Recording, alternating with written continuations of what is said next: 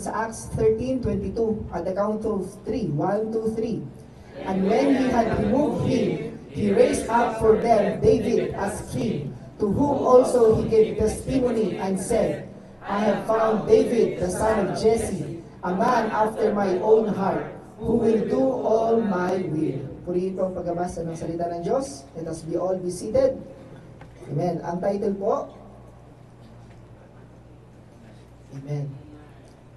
A man after God's own heart. Amen. So, si King David po, as I research po, siya lang po pala yung tao po na nilalang ng Diyos, na binanggit po sa Biblia, na tinawag po ng Diyos na a man after God's own heart. Actually, hindi lang po minsan, pero 2 beses po siyang tinawag ng Diyos. Amen? Ano po ang mayroon kay King David upang siya po ay tawagin na gano'n? Na kailangan po nating matutunan sa araw na ito. Amen? So, yan po yung una, ay yung pangalawang pagtawag sa kanya sa Acts chapter 13. Yung una po ay sa 1 Samuel 13 verse 14. Amen? Tinawag po siya ng Diyos na a man after God's own heart. This statement is somehow shocking. Para po sa akin, I don't know about you po. Amen? As I study, na-shock po ako dito. God is declaring His approval of David's heart and life. Amen? Hindi po ba parang somehow nakaka-puzzle?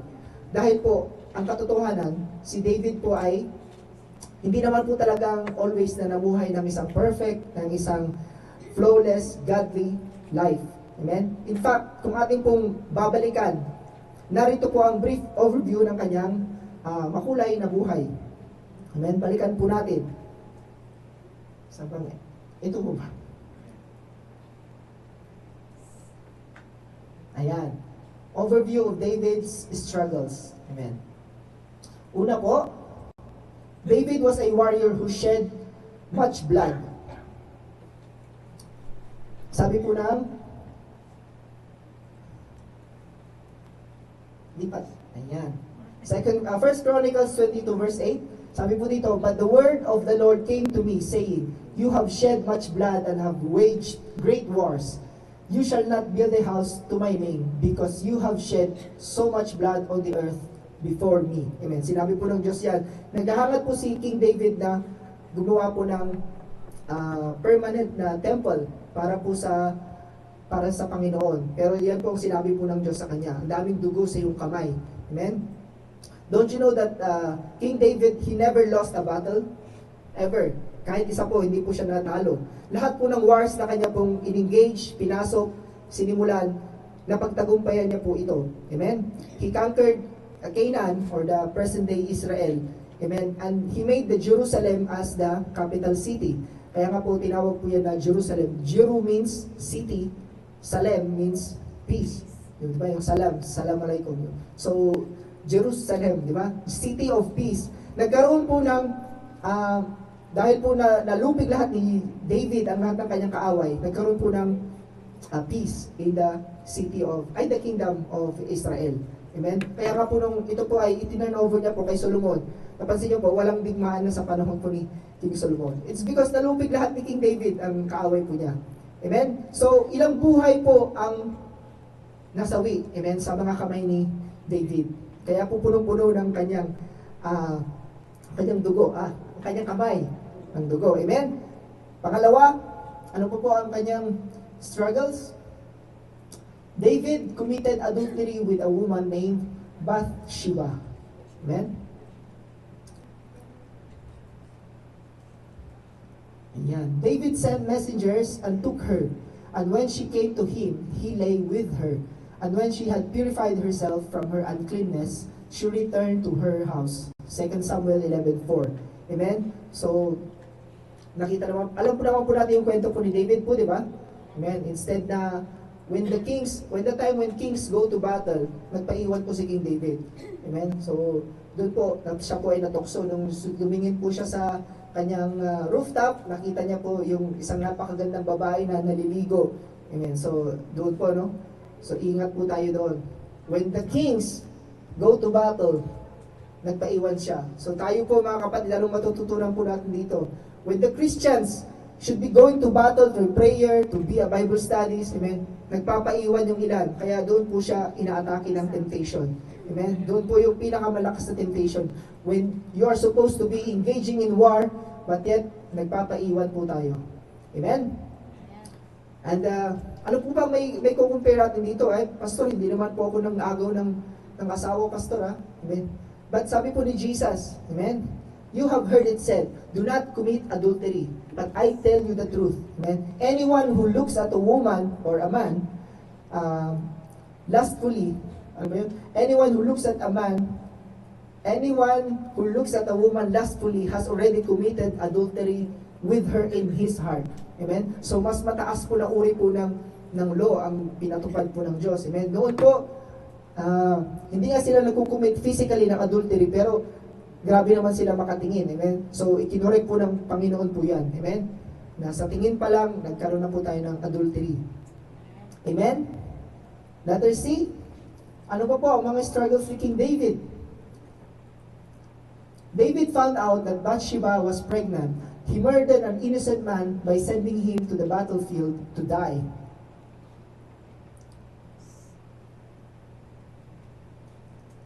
Amen. Sabi po ng 2 Samuel 11 ulit, sa verse 14, Now in the morning, David wrote a letter to Joab and sent it by the hand of Uriah.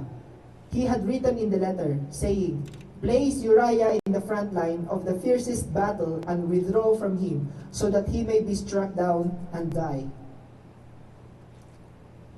So it was, as Joab kept watch on the city, that he put Uriah at the place where he knew there were valiant men. The men of the city went out and fought against Joab, and some of the people among David's servants fell, and Uriah the Hittite also died. Amen. So, nakita po natin, this is a premeditated murder. Amen. Nung nalaman po dahil po sa the results of David and Bathsheba's adultery, nabuntis po si Bathsheba. Amen. So, para pagtakban, hindi po natin alam, ilang weeks, ilang days po na hindi nakatulog itong si King David. Pinag-isipan niya kung paano makakalusot sa kanya pong nagawang pagkakasala. Amen? And there is no way out. Amen? It's a very big scandal sa aking kingdom. So, para pagtakpan. Amen? Ano pong ginawa? Imagine niyo po, a king willing to sacrifice his servants. Ito pong si Uriah, kung pagbabasahin po natin yan, napaka magiting po na mga na-soldier po nito. Amen, I am amazed by this Uriah. Amen. Hallelujah. Pero po, dahil po sa kasalanan po, hindi po pwedeng pagtakpan ng isang kasalanan ang isa pang kasalanan. Amen? It is a no to God. Sabi po ng Panginoon, Jesus said, You have heard it said, do not commit murder, but I tell you the truth. Amen?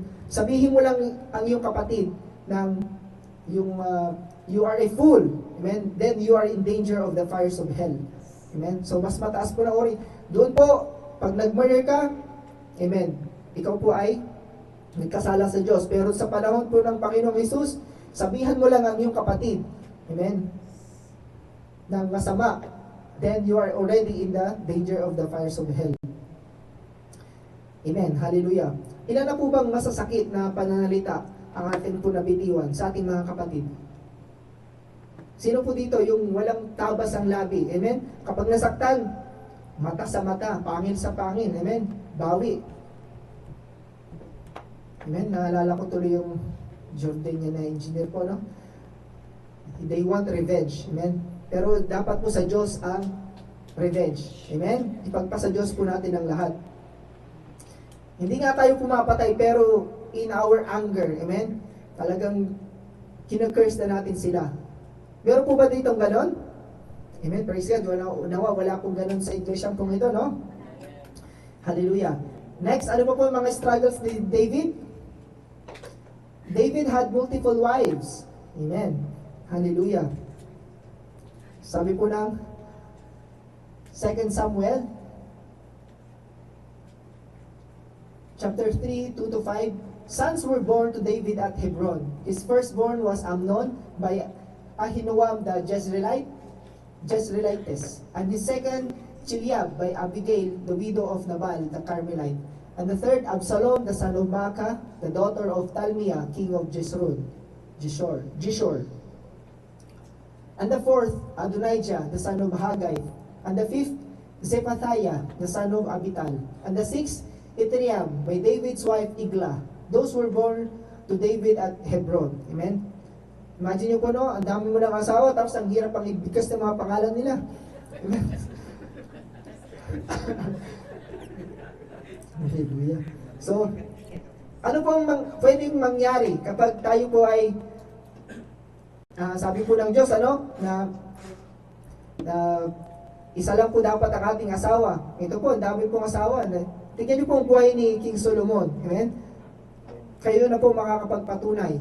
Amen? Ilalayo ka po niyan. Amen? Ang hirap kaya ng magkaroon po ng isang biyanan na lang, tapos ang dami pang biyanan. Amen? Praise God. Amen. Dali po pa. Pagkalas lang sa I love my in-laws. Amen. Ito po ay sinasabi ko po in general. Amen. Wala po akong problema sa aking in-laws. Sa mga nanonood po, sa aking in-laws, I love you po, mamay. Siya po makakapagpatunay. Amen.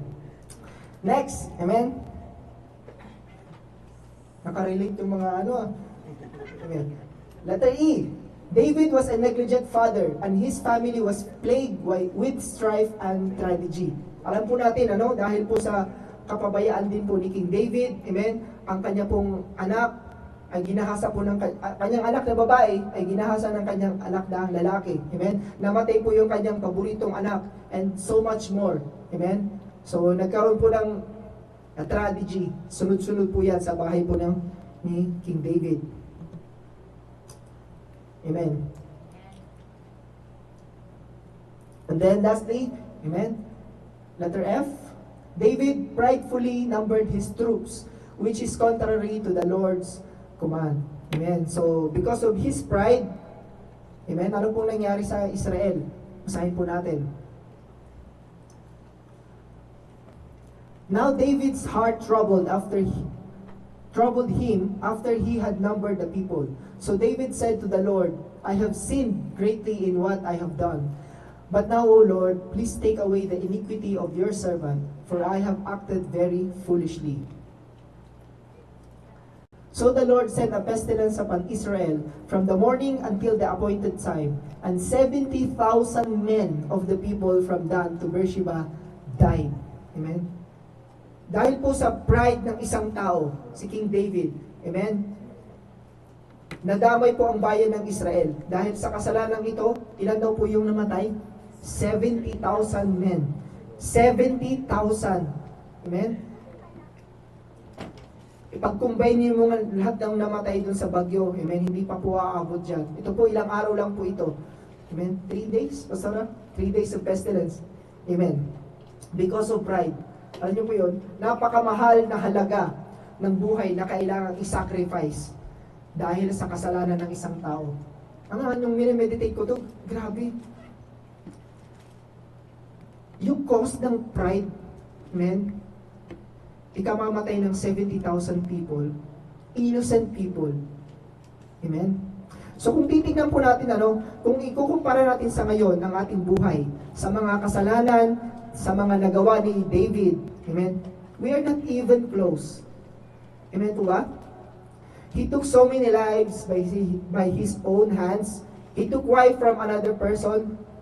He caused thousands upon thousands of death na mga naulila dahil po sa kanyang pagkakasala. King David did all of this and so much more. Amen? And yet, narito po ang Diyos, sinasabi niya sa lahat, I have found David, a man after my own heart.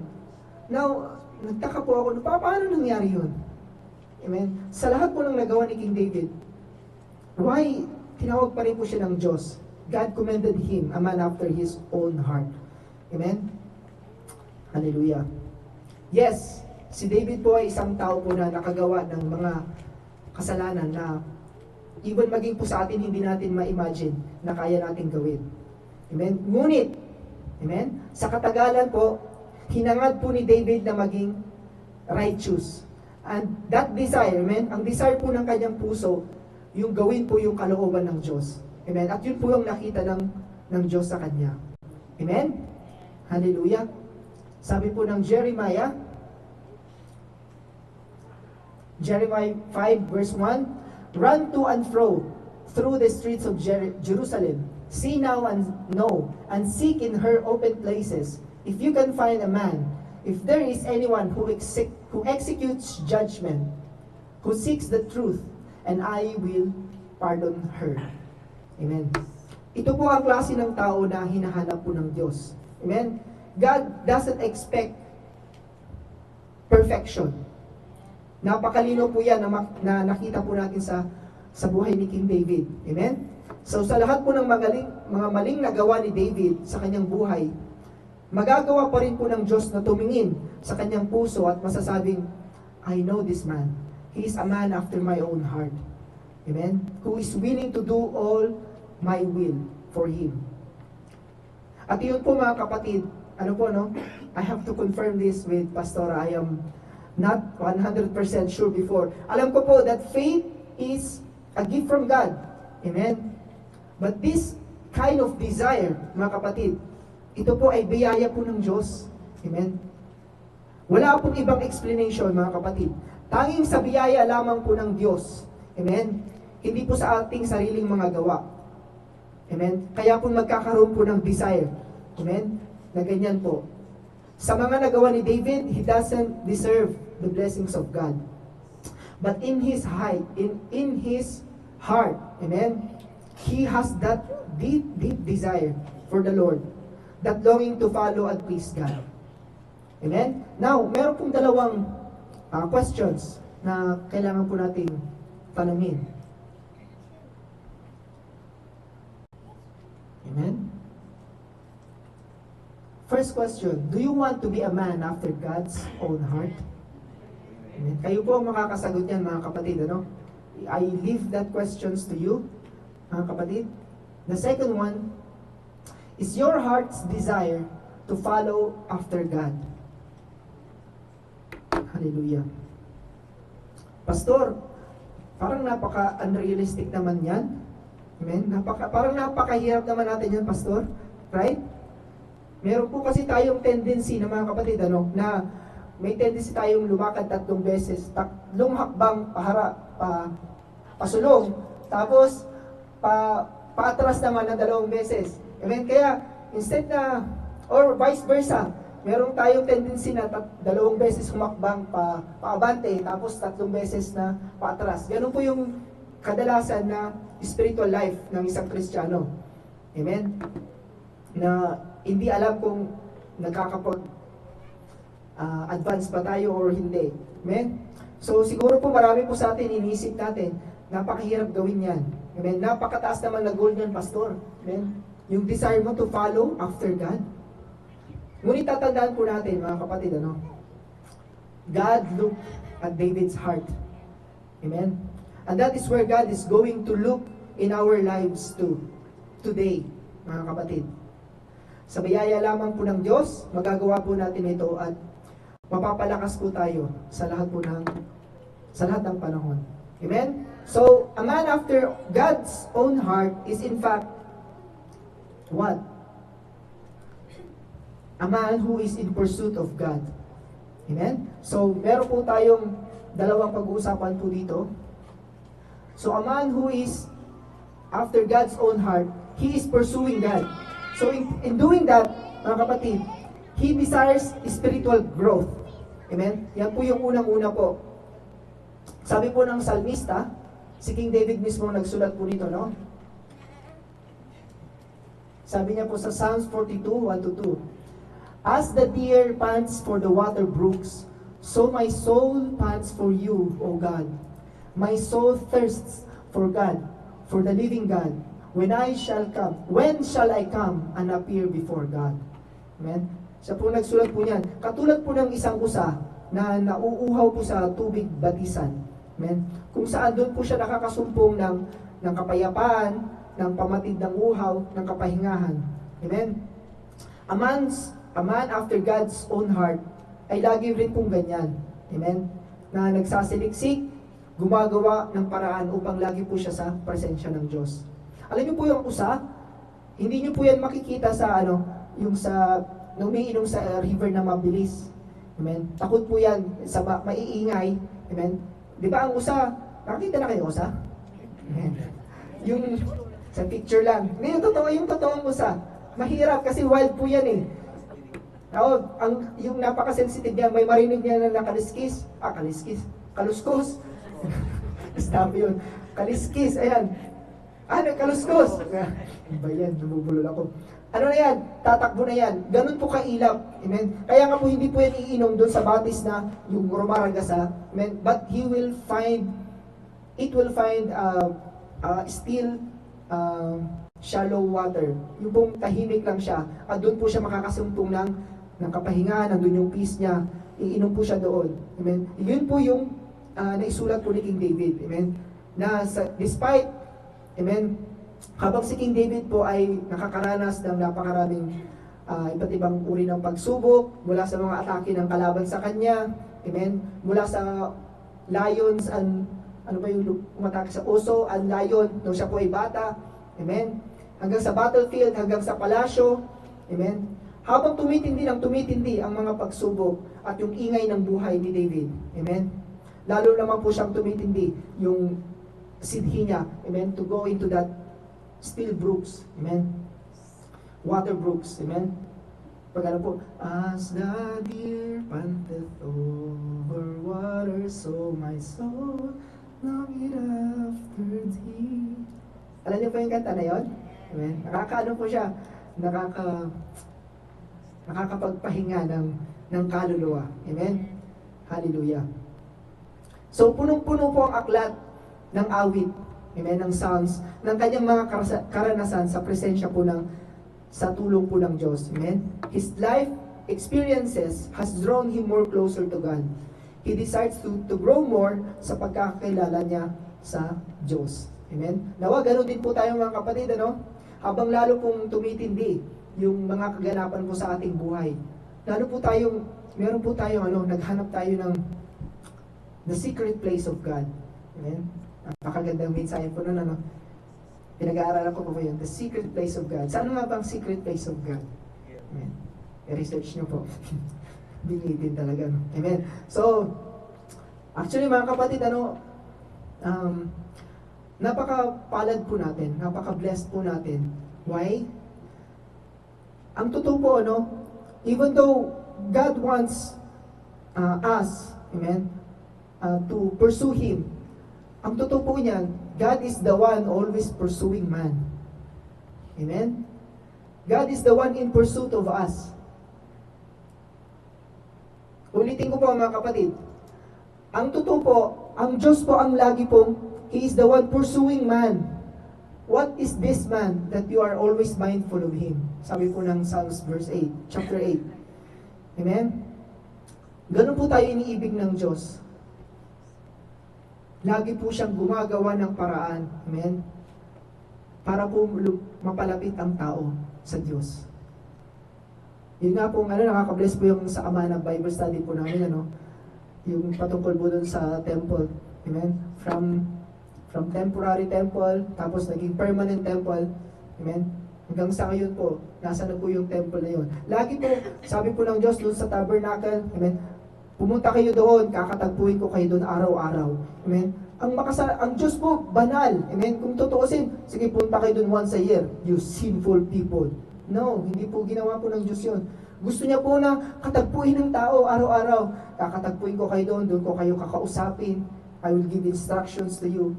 Araw-araw po gusto pong makita ng Diyos ang tao. Amen? After that, then comes the permanent temple. Amen? Pero hindi nga permanent, nabuwag pa rin, And then after po na, gumawa pa rin po ng Diyos. Amen? This body now is the temple now of the Holy Spirit.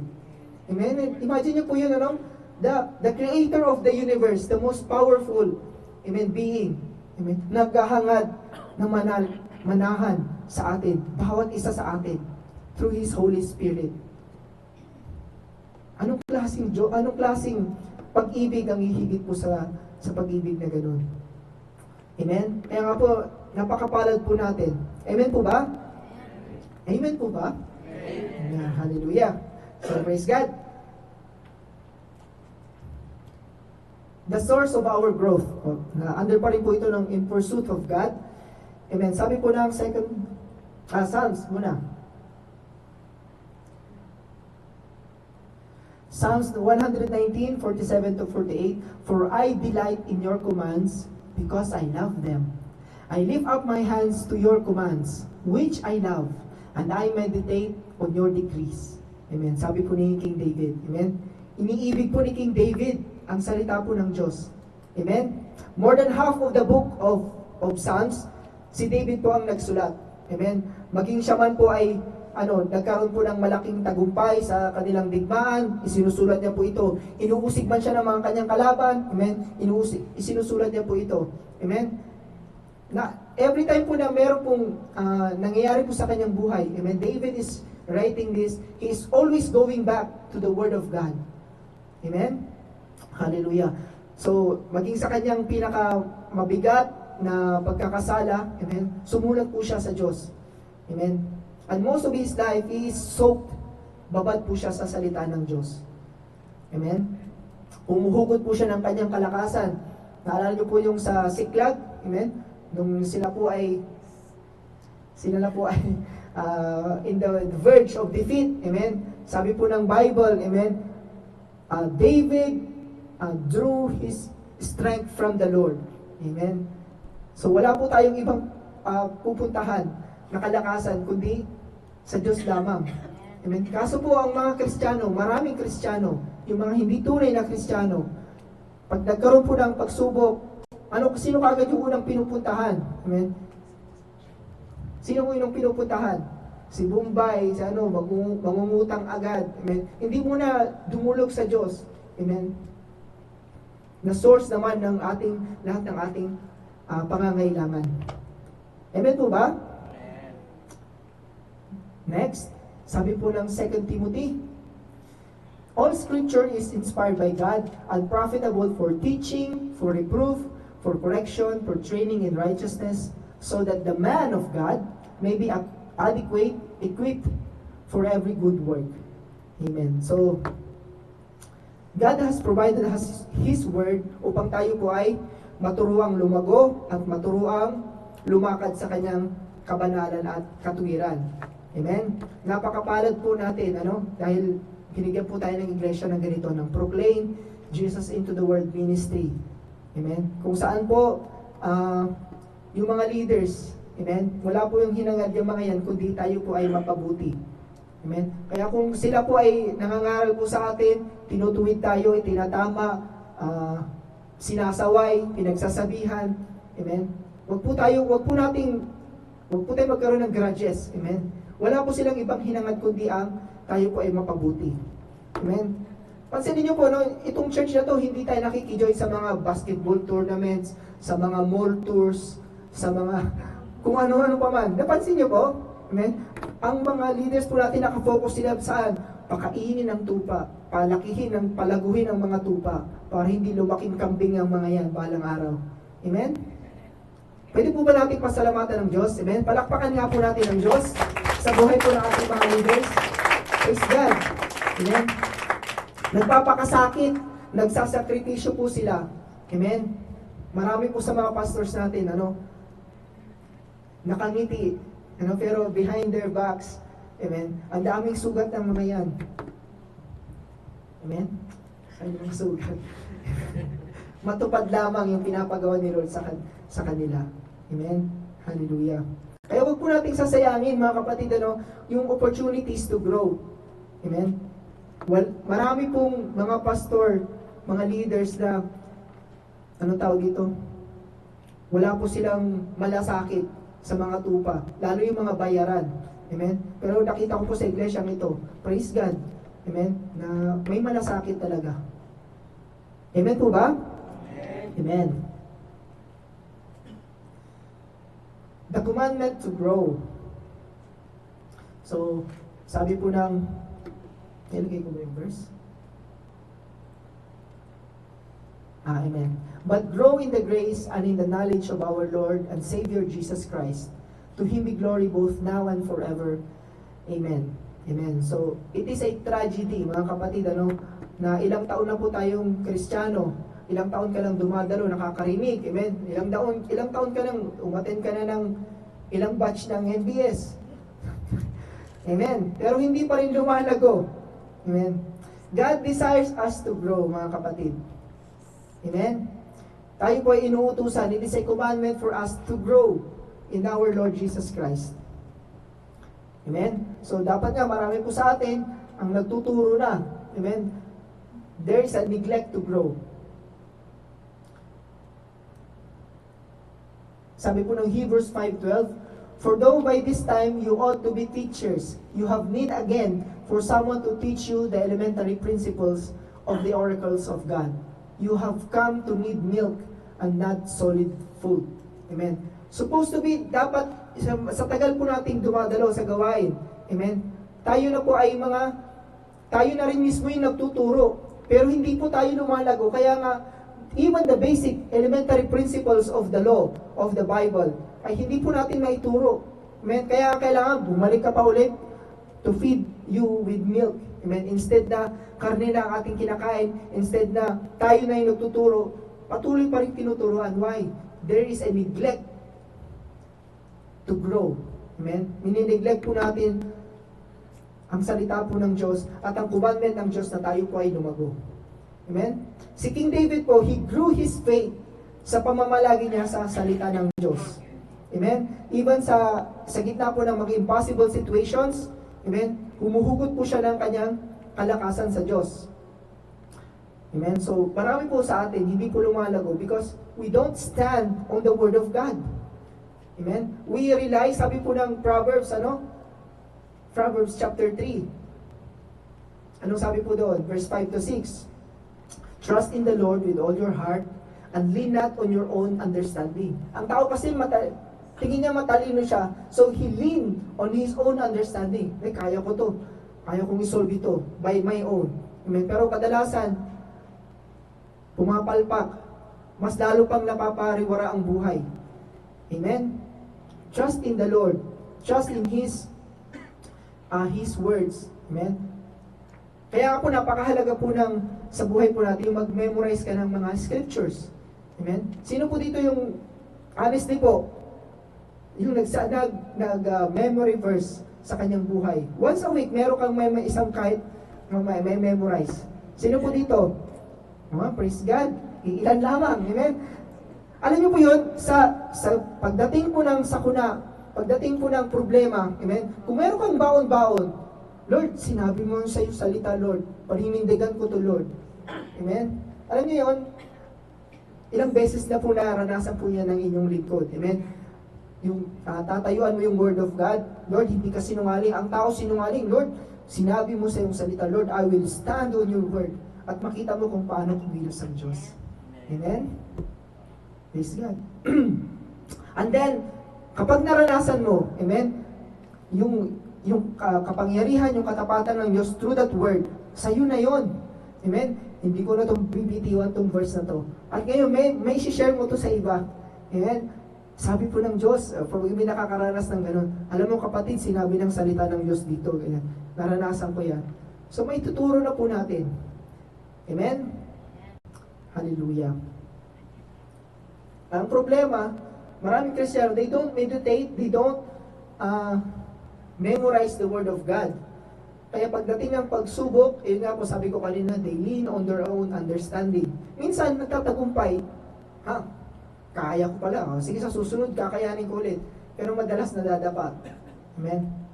Pauunahin ka lang sabi mo ng, padadamahin ka lang muna ng kalaban. Amen? Sino pa kanina ko pa narinig yun? Amen? Somewhere. Amen? So, amen? So, kailangan po, you have to read the Word, meditate the Word, you memorize the Word, at tayuan po natin yung salita ng Diyos. Amen po ba? Amen. So, pangalawa po, mabilis lang po tayo. The man after God's own heart is a man who is in pursuit of God. Unang-una po, he desires spiritual growth. Not only that he desires, pangalawa po, He makes spiritual growth happen. Kailangan gumawa po talaga. He have to make it happen. Amen? Aminin po natin o hindi, napakahirap i-motivate ng ating sarili na gawin yung mga bagay na ayaw naman natin gawin. Ulitin ko po, napakahirap i-motivate ang iyong sarili na gawin yung mga bagay na ayaw mong gawin. Tama po ba? On the contrary, ay ang bilis lang i-convince ang sarili mo na gawin yung mga bagay na gustong-gusto mong ginagawa. Amen? Yeah, just like Apostle Paul, hindi ko rin po naisulat dito, no? Pumasok lang po. Romans chapter 7, basahin nyo na lang po, no? Sabi po ni Paul doon na, yung mga bagay na ayaw kong gawin, nagagawa ko. Pero yung mga bagay na gusto kong gawin, hindi ko nagagawa. Amen? Kung atras ka po, chapter 6, ano po yung napag-usapan kanina sa Don't Prayer? Amen? Alipin kasi ng kasalanan. Amen? So, alam niyo po, no, nung ako po ay malipat sa Jizan, dulo po ng Saudi Arabia. Amen? Mga 15 minutes, nasa Red Sea na kami. Oh, praise God. Nakailang beses na akong nakaligo sa Red Sea. Yan, ganun po kalayo yung. At wala po akong nadaluhan doon for more than 2 years. Physical na church po although online. So, for more than 2 years po ako doon. Nasanay po ang iyong lingkod sa ganung setup. Oh, Friday na naman. Bukas ang kumakain. Amen. Hindi po ako pwedeng magsinungaling sa harapan ng Diyos. Amen. Kapag may gawain po, ayan, kape, tinapay, alam niyo yun, hindi po ako nakapag-fasting.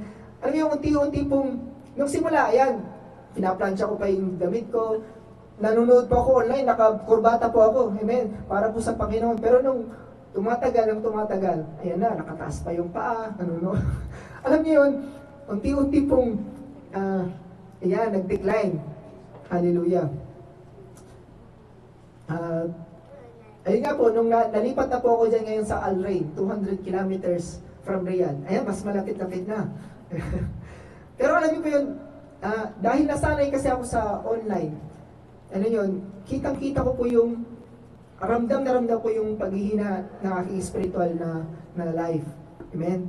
Kaya nga po, ano pong nangyari nung pangasimula, ang hirap magbiyahe. Sabi ko, lalo na yung unang-una, parang ang dami kong excuses na gustong gawin sa sa mind ko. Pero alam niyo, dahil nga po, a man of God who is in pursuit of God, you will have to make it happen. Amen? Whatever happens, kung nagdi-desire ka ng spiritual growth, you have to make it happen. Hindi lang yung desire, it's not enough. So, kailangan mo talagang magsakripisyo. Gaya nga po ng sinabi ni King David, di ba? Naalala niyo po, after na namatay yung 70,000 people, innocent people, amen? So, tinigil po ng Diyos yung pestilence, at siya na po ay hinayaan na maghandog sa Diyos. So, binili niya po yung isang lupa doon. Eh, nung nakita niya, si King ito King David, ibibigay ko na po sa inyo. Sabi ni King David, no, I will not sacrifice to the Lord my God, which cost me nothing. Amen? Meron po talagang sakripisyong mangyayari. Amen? Whether you like it or not. Actually, nagsasacrifice tayo sa lahat ng ginagawa natin sa buhay. Pero ito po, dahil nais natin magkaroon ng spiritual growth, you have to sacrifice. Amen po ba? Hallelujah. Kaya nga po, no matter what happens, biyahe, yung puyat, amen, inutusan ko talaga yung sarili ko. Noel, bumangon ka dyan. Kailangan talaga. Amen. You have to make it happen. Walang ibang gagawa niyan para sa iyo. Amen. Utusan mong yung kaluluwa, kapatid. Amen. Sabi ng Matthew 6:33, but seek ye first the kingdom of God. Seek means you have to go and find it. Amen. Hindi yan pupunta sa iyo. You have to seek it. And then, seek ye first. First means priority. Amen. Marami po tayong priorities sa buhay, pero kailangan i-prioritize natin. Seek first the kingdom of God. Amen. You have to make it happen. Amen. So, gaya po ng nabasa po natin, kay David, he eagerly desired to follow God. And now, it's about time naman na tignan natin ang ating mga puso, mga kapatid. What are those desires na nasa atin? What is the burning desire of your soul? Do you want to be a man after God's own heart? Do you want to grow spiritually? Do you want to have a life that have a spiritual impact, positive spiritual impact sa mga nakapaligid po sa atin? O ano ka lang, kilala ka lang sa church, ay si pastor, si kuya, ganito, nakaka-bless. Pero outside of the church, iba ng impact mo sa mundo. Amen? Sumasabay ka na sa agos ng mundo. Ginagawa naman ng lahat ng mga engineer namin yan. Nagtatabas sila ng mga kable. Okay lang, gawin ko na rin yan. Laging late si engineer namin. Walang problema pa rin. Sige, late na rin ako. Amen? Nagkakaroon ba tayo ng positive spiritual impact sa ating pong society? Amen? Sino po yung laging late? Taas ang kamay. Amen. Praise God. Ayan. So, now the question is, how do we begin? Saan ba tayo magsisimula, mga kapatid? May oras pa po ba? Remember po na sabi ni King David, I will not sacrifice anything to the Lord my God which cost me nothing. Amen. Meron po talagang pagsasakripisyo kung nais po natin magkaroon ng spiritual growth. Now, saan tayo magsisimula? Making spiritual growth happen. Unang-una, devote yourself to Christ. Amen. Number one, devote your life to Jesus Christ. Amen. Let us imitate Christ sa ating pong buhay. Amen. The way He prays, the way He loved, the way He rebuked ng mga kasalanan, the way He lived. Amen. Ang ating pong Amang nasa langit ay nalugod po sa ating Panginoong Hesus sa lahat po ng Kanyang ginawa. Amen. So, in order for us to have a life pleasing to God, gayahin po natin, amen, imitate Christ. Amen? Wala na pong ibang mas the best example po natin pwedeng i-imitate kundi ating Panginoong Yesus. Hindi po si kuya, hindi si pastor, hindi si head pastor, hindi po, amen? Kasi po yan, tayo po, lahat po kami tayo nagkakamali din. Amen? But only Jesus Christ alone. Amen po ba? So, sa panahon po natin ngayon, napakarami kasing distractions. You have to devote yourself to Christ. Noong unang panahon, di ba, yung golden calf, pinag-aralan namin sa Exodus, yun po yung idol na humihiwalay ng worship. Umaagaw ng worship mula sa Diyos patungo sa kalaban, dun sa idol. Naalala niyo po ba yun, yung the golden calf? Sa panahon po natin ngayon, digitalized na ang golden calf na yan. Amen? Imagine mo, nagbabasa ka lang gano'n, ang Bible, ting! Oh, mamaya, nag-scroll ka na. Mamaya, di mo agoy. Oras na yung lumipas pala, kaka-scroll mo. Ang bilis po talaga yung these are digitalized idols, mga kapatid, So, kailangan nating alamin kung ano yung priority natin sa buhay. Amen po ba? So, nakakaubos po ba ng oras yan? Yung paghawak mo ng phone, pag-open mo ng social media at other platforms, ubos. Amen? So, kailangan, let us be wise sa paggamit natin ng social media. Amen? Pangalawa, saan tayo magsisimula? How to make spiritual growth happen? Just like David, you have to deal with sin. Amen? Sin will always inhibit your spiritual growth. Ulitin ko po, sin will always inhibit o pipigilan niya, amen, ang iyong paglago. So kung may alam po tayong ginagawa natin na kasalanan, aminin na po natin ito sa Diyos. Amen? Pagsisihan po ito at atin pong pagtalikdan. Dahil in the first place, wala naman po talaga tayong may tatago sa Diyos. Amen? So, mga kapatid, hindi po sapat na i-confess lang natin ang kasalanan. We have to repent of it and we have to deal the sin. Ulitin ko po, hindi po sapat na i-confess mo lang. Amen? Kailangan pong pagsisihan mo yun. Ibig sabihin, you have to change your mind at hindi na natin ito gagawin. And then, you have to deal with that sin. Amen? Kailangan ayusin po yan. Dahil may mga consequence po yan, mga kapatid. Amen po ba? Si King David, he kept his sin for more than a year. Yung pong kasalanan niya kay Bathsheba, at saka kay Uriah, he kept it for more than 1 year. Amen? And look what he wrote. Amen? Sabi niya po doon.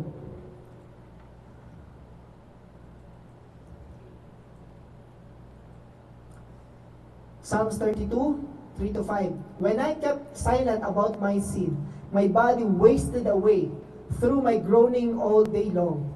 For day and night, your hand was heavy upon me. My vitality was drained away as with the fever heat of summer. Selah. I acknowledged my sin to you, and my iniquity I did not hide. I said, I will confess my transgressions to the Lord, and you forgave the guilt of my sin. Amen? So, dala-dala po ni King David for more than a year, yung konsensya na po yun. Pero ano pong nangyari sa kanya?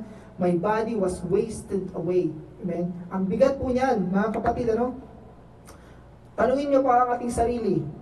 Kapag nakakatulog ka pa ng mahimbing sa gabi, amen? Yung ayos yung tulog niyo po, sa gitna ng alam mong may kasalanan kang laging ginagawa, tanungin mo ng sarili mo, kapatid. Amen? Is your heart really right with God? It is a question to every one of us, mga kapatid. Hindi lang kayo sa akin, amen? Ulitin ko po, no? Kung nakakatulog ka pa ng mahimbing, ng maayos, walang halong pagsisisi, amen? Knowing na meron kang kasalanang itinatago, then tanungin mo ang sarili mo, is your heart right with God?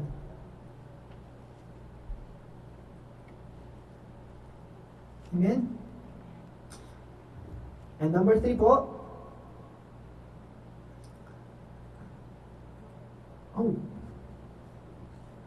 pang-apat dapat yan. Amen. Yung number 3, hindi ko pala nisulat. Yan pala yung missing. Ayan. Number 3 po, decide a method of growth and do it. Amen? So, decide. So, apat na D po yan, ano? Una, you have to devote yourself. Then, you deal with your sin. Pangatlo po, decide a method of growth and do it. Depending po sa ating work schedule, hindi magkakaiba po tayo. Ako po sa construction, yung iba sa hospital, iba-iba po ang ating environment. Amen? Kaya yung work schedule po natin, yung lifestyle, magkakaiba po. Amen? So, yung responsibilities, magkakaiba po yan. So, napakarami naman pong available na resources sa ngayon. Amen? Gamitin po natin. Let us be wise. Amen? There are vast ocean of resources na pwede po natin just by the click of your finger. Amen?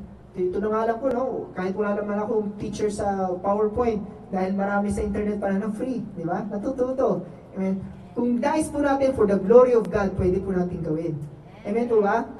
Amen. So you decide kung ano pong klase po ng method ang gusto mong sundin, and then you do it. Amen? Wala pong, ang mahalaga, ikaw po yung magdi-decide niya at walang sino man. Not your spouse, not your pastor, amen? Not your co-worker, kahit ka nga pigilan ka dyan kung gusto mo talaga. Amen? Wala pong makakapigil sa atin. So, you can see how much desire of God sa mga bagay na hinahawi mo sa iyong schedule. Amen? Para lamang you become closer to God. Amen po ba? Ulitin ko po, makikita po natin yung klase po ng Kristiyano na meron po natin. Kung titingnan po natin yung ating schedule, ano po ba yung mga nakasingit sa schedule po natin? Amen? Is my schedule showing a priority of God o yung sarili pa rin po natin? So it's up to you, mga kapatid. You have to decide anong pang method ng ano bang isisingit mo sa schedule na yan. Amen? And then you do it, mga kapatid. Timo, Amazon, amen? Tapos noon, puro online order pala ang schedule. Well, yan. Amen. Alam niyo, nakaka-bless pa yung mga kapatid na, alam niyo, yung kahit sa busy schedule nila, hinahawi talaga nila para lang magkaroon po ng puwang. Amen. Ang Word of God, ang meditating word, ang pagba-Bible study. Amen. Ang hirap po kayang gawin, Buti sana kung full-time, actually kahit full-time ka, mahirap pa rin eh. Amen. Lalo na yung nagtatrabaho po tayo. Amen. But, you see, that's the point. Amen? God is looking for a desire. Amen? Na huwag may makita po ang Diyos na nagdi-desire po ng ganun. And the one who is doing that. Amen? Hallelujah, mga kapatid. Ano? So, yan ang maganda, mga kapatid. May makita lamang po ang Diyos. Amen? Sa ating puso na desire. Desire to do the will of God.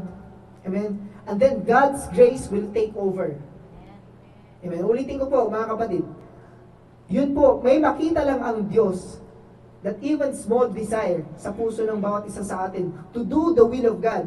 Amen? To actually do the will of God. Then, the grace of God will take over. Bibigyan kanya ng kalakasan para magawa mo yan. Amen po ba? Hallelujah. For sure there will be struggles, kapatid. So, wag po nating isipin na wala pong struggles dahil lahat po tayo, amen? We are not immune to this. We are all in this together. Amen? May nagtanong nga po naalala ko nung nasa online Bible study kami, nagtanong siya, pero pastor, ang hirap ang hirap utusan yung sarili ko mag-pray, magbasa ng hindi ko po alam kung saan magsisimula. Ang dami niyang sinabi na mahirap. Ininterrupt ko siya, sabi ko, Kuya, welcome to the club. Amen?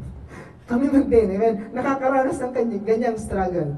Amen? Welcome to the club. Amen? We are all in this together. Pero, amen, ang kaibahan is their desire. Amen? Yun po hinahanap po ng Diyos. May makita lang siyang desire. Amen? He will give you that strength. Amen po ba? Amen. And then lastly, ayun na nga po, nauna na. Number 4 dapat yan, You have to discipline yourself to holiness. Ito ang pinakamahirap gawin. Amen? Madali lang po simulan ng isang bagay. Tama? Pansinin niyo po, at the start of every new year, amen? Pag pupunta ka sa gym, wala kang makitang bakanting parking lot. Lahat yan, New Year's resolution ko. Yan. Mag-gym up at I want a good lifestyle. Amen? Kaya nga ang parking space sa mga gym, wala kang makita. Lahat yan, naka-New Year's resolution. Pagdating ng February, bumalik ka. Ano na nangyari? Vacant na lahat ng mga parking space. Bakit? Ang tao, magaling lang sa simula yan. Amen? That's why, napaka-importante po, discipline. Amen? Kailangan discipline. Yung sinimulan po natin sa Diyos, gusto mong talagang sumunod sa Diyos, you have to devote yourself into holiness. Amen? Disiplinahin po natin ang ating sarili. Dahil napakahirap po gawin yan. Amen po ba? Amen po ba? Amen. Praise God. Ang tanong, for how long? How can you sustain it? Amen? According to sa studies, yung mga apostles po ng ating Panginoong Jesus, they endured their faith for more than 40 years. Umabot po sila ng 40 years. Nung namatay ang Panginoong Jesus, siya po ay umakyat sa nabuling na buhay at umakyat sa langit. They witnessed the resurrected Christ. Amen? And their faith and their lives will never be the same again. Kahit nung simula, wala silang lakas ng loob. Amen? Pero nung nakita nila the resurrected Jesus Christ, amen, umakyat sa langit, and then they were baptized of the Holy Spirit, their lives will never be the same again. Kahit harangan mo pa yan, amen, hindi na sila natatakot. Amen? For 40 years, they endured their faith. Amen? Basta sabihin nila, sabihin ng Islam, hindi raw umakyat sa langit si Jesus. Amen? Can you hold a lie for 1 week? For example, tutorturing ka nila. Pastor Arman, sabihin mo itong kasinungalingan na to pero tutorturing ka para paaminin ka. Sabihin mo ito to. Alam mong kasalanan, ibibigay mo ba yung buhay mo? Dahil alam mong kasinungalingan, are you going to endure your life? But these people, ordinary people, for 40 years, they endured. I-rebuke mo si Jesus. No, I see Him. He is the resurrected. He is alive. Pupugutan ka namin. No, He is alive. Amen? Kaya nga tingnan niyo po, pag-aaralan niyo the lives of the apostles. Amen?